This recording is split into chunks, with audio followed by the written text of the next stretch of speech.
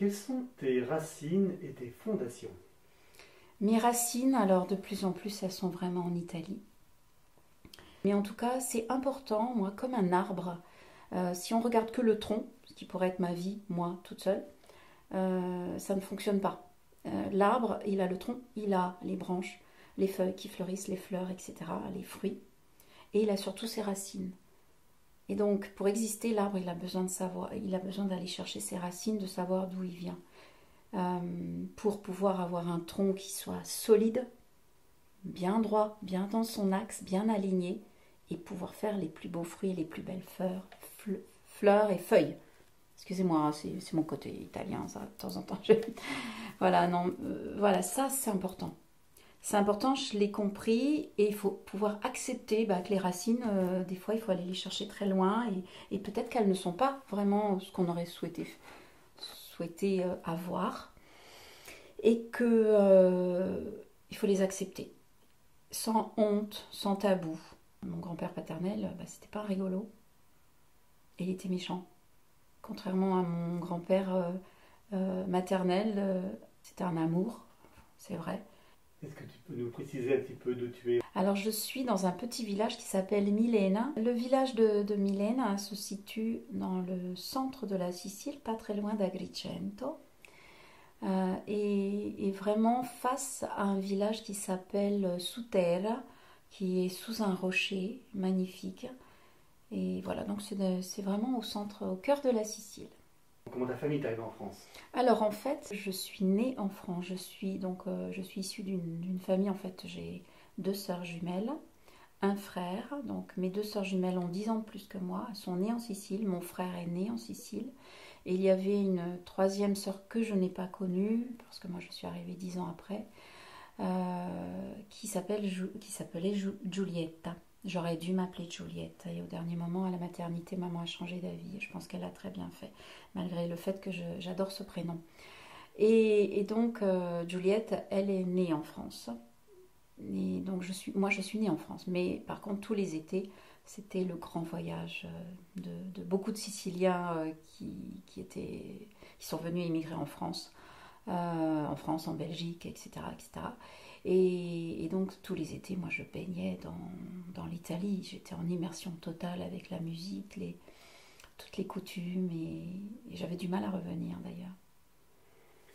Dans quelle région de France ta famille s'est installée en provenance d'Italie? Alors elles sont arrivées à Aix-les-Bains en Savoie. Ça a été vraiment leur point d'ancrage. Et c'est à Aix-les-Bains que je suis née, que j'ai grandi. Qu'est-ce que tu peux nous dire de tes parents? Alors mes parents, je suis très fière de mes parents. J'ai beaucoup d'émotions parce que je n'étais pas là pour le voir, mais il a dû falloir beaucoup de courage à mon papa. Quand il a quitté sa belle Sicile, il était berger. C'était pas facile. Il avait des petits bambins tout petits, et puis il y avait pas de travail. C'était après la guerre. Et il m'a toujours raconté qu'il y avait un camion qui passait avec des haut-parleurs, enfin je ne sais pas comment on appelle ça, pour appeler vraiment tous les Siciliens en disant il y a du travail en France. Venez, on doit tout reconstruire, venez travailler en France.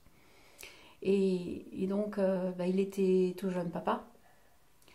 Il a laissé femme et enfant. Il est parti pendant 6 mois pour voir.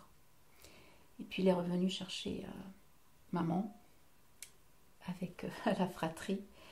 Et c'est marrant parce que j'en parle comme si je l'avais vécu, mais j'étais pas là. Moi, je suis arrivée bien après, tout ça, donc c'est chouette.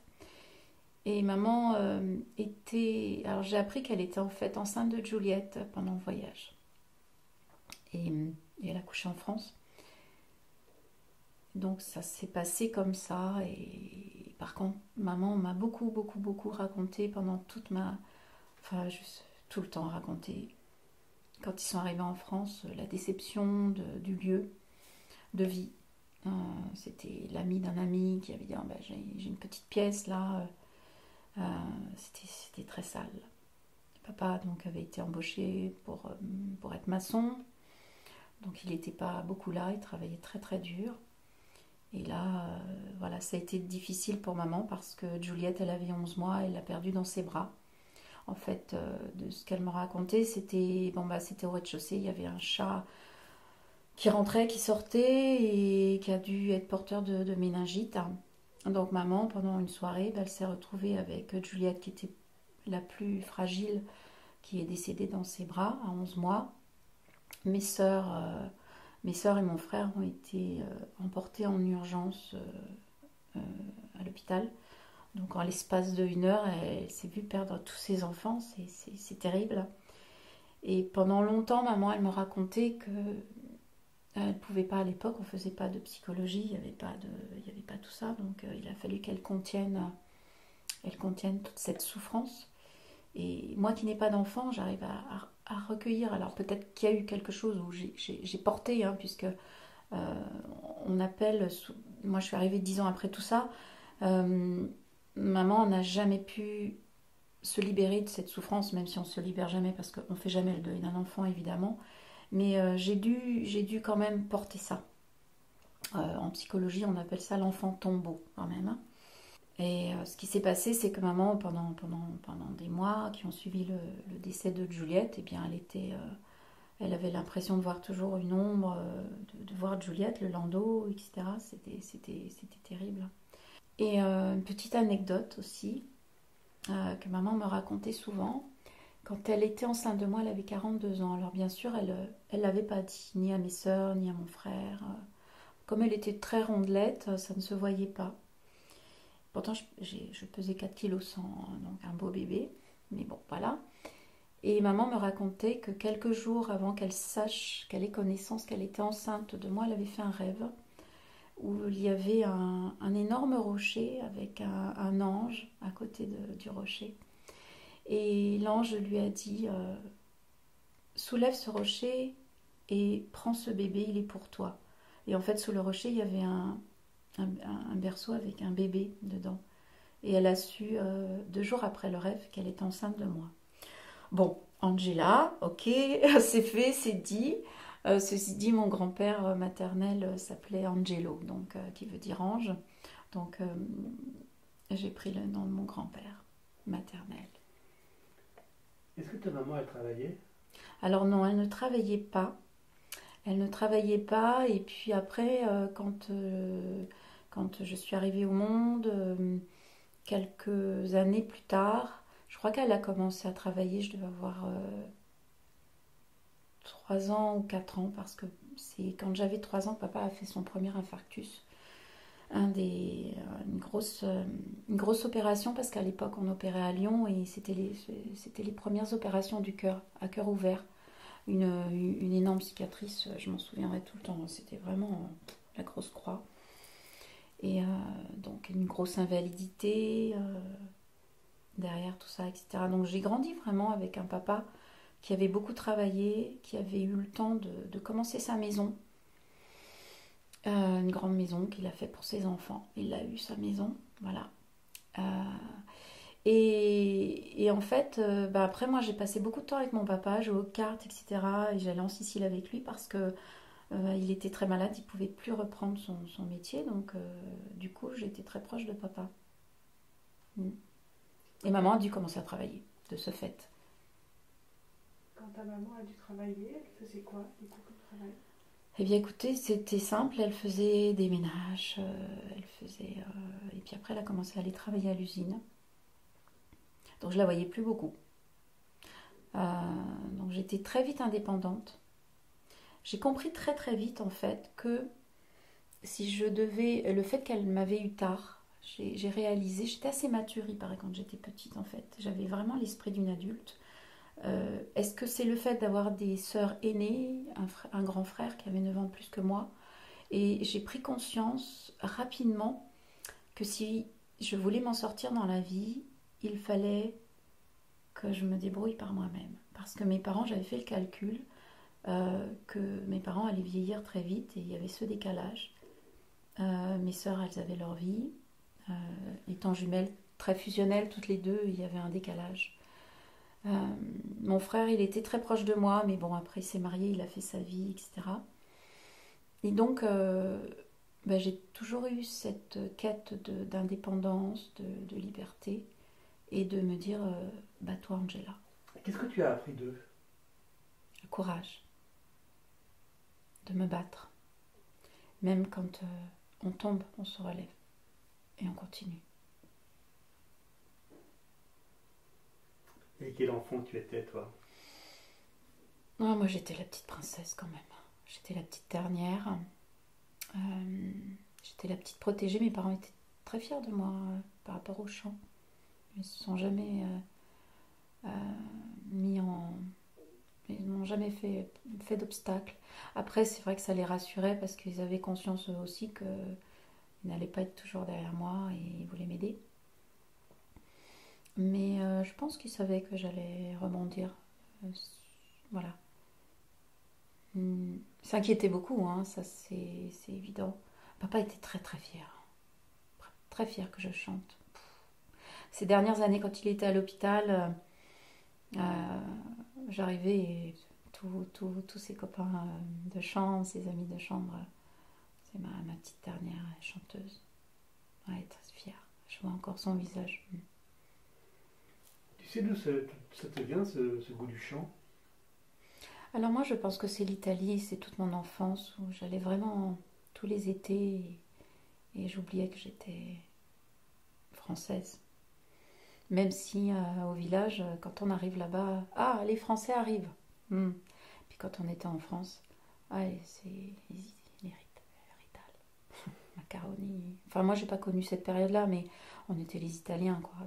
D'ailleurs, jusqu'à ce que j'arrive à Turin, donc j'avais une bonne vingtaine d'années, je m'appelais Angèle. Pour mes amis d'enfance, ma famille, je suis Angèle, je ne suis pas Angela. Et c'est à partir de l'Italie où là, tout le monde m'appelait Angela. Et sur mon passeport, je me dis, mais en fait, je m'appelle Angela et j'ai repris mon identité. Je me dis, mais c'est très beau, Angela. Pourquoi Angèle? Donc voilà, petit aparté. Donc je baignais en Sicile tous les étés pendant 2 mois avec la musique, les cassettes, la radio de mon grand-père. Tous les mardis, il y avait le marché et l'objectif, c'était d'avoir des cassettes, des hits que les cousins sur place nous faisaient découvrir. Après, plus tard, c'était mes sœurs et mon frère qui avaient les 33 tours, les 45 tours. Et tout ça, c'était magnifique. Donc, moi, j'ai le souvenir. C'est simple, l'été, j'étais tout le temps dans cette musique. Les chansons que j'apprenais par cœur. Pupo, Umberto Tozzi. Et après, quand j'arrivais en France, mes sœurs avaient un tourne-disque rouge. Qu'est-ce que j'aurais aimé le retrouver, je ne sais pas ce qu'il est devenu. Et je m'enfermais vraiment dans la chambre avec les affaires de mes sœurs qui râlaient parce que c'était le maquillage. 10 ans de plus que moi, elles avaient elles avaient les accessoires. Et je me déguisais, je me maquillais. Et je piquais le tourne-disque avec les chansons. Et devant la glace, je jouais vraiment à la chanteuse. Tu as évoqué plusieurs fois ton frère et tes sœurs. Quels étaient tes rapports avec cette fratrie? Alors, on avait une grande différence d'âge. Ils n'ont pas eu du tout la même vie que moi. J'étais très proche de mon frère. Parce que mon frère ne s'entendait pas très bien avec mes 2 sœurs jumelles, qui étaient très, très proches. Mes sœurs, à l'âge de 17 ans, elles ont été témoins de Jéhovah. Donc, elles ont grandi, elles sont toujours témoins de Jéhovah. Et ça a créé beaucoup de tensions dans la famille, et surtout pour des Siciliens, avec une culture très catholique. Que vont dire les gens, la honte, etc. Donc moi, j'ai grandi au milieu de c'est différent. C'était pas facile. Et ça aussi, je pense que ça m'a construite dans un tempérament très mature, en étant petite, très consciente de Angela, show must go on et fais ta vie, quoi. Parce que, voilà. Et mon frère était très proche jusqu'à ce qu'il se marie. Je pense qu'on était vraiment fusionnels. Mon grand frère, j'étais toujours avec lui. Et puis malheureusement, au décès de maman en 2014, donc c'est assez récent, voilà, ça a été un peu lourd. La succession, les partages, la maison, comme beaucoup de... Donc au jour d'aujourd'hui, je ne vois plus mon frère, avec grand regret. Et il doit le savoir, hein, puisque je lui ai beaucoup envoyé des messages, des lettres. Pourquoi? Mais bon, moi j'ai fait ce que j'avais à faire, hein, je peux pas non plus. Voilà. Et mes sœurs, j'ai rétabli le lien. Mais voilà, c'est comme ça.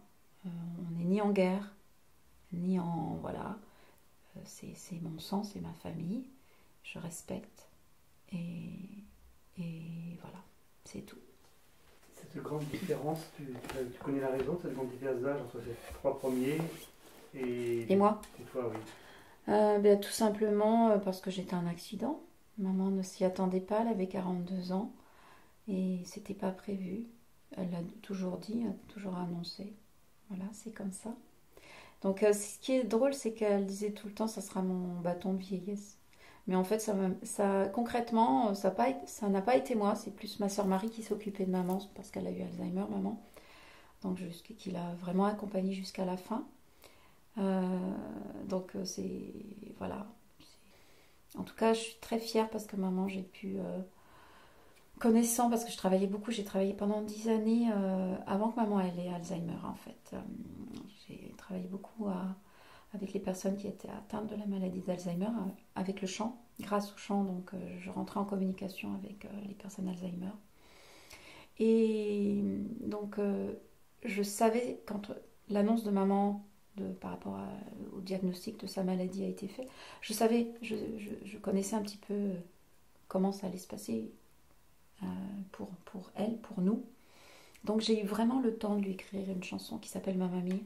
J'ai eu le temps, psychologiquement moi, d'être le plus prête possible à accepter qu'à un moment donné, elle allait oublier qui j'étais, etc. etc. Et j'ai eu le temps de lui dire je t'aime, etc., etc. Donc ça c'est super. Je ne l'ai pas accompagnée physiquement, parce que j'étais à Paris et qu'elle était en Savoie, et que c'était très compliqué déjà pour moi. Il fallait que je gagne ma vie, etc. Donc je faisais des allers-retours comme je pouvais. Mais j'ai fait de mon mieux.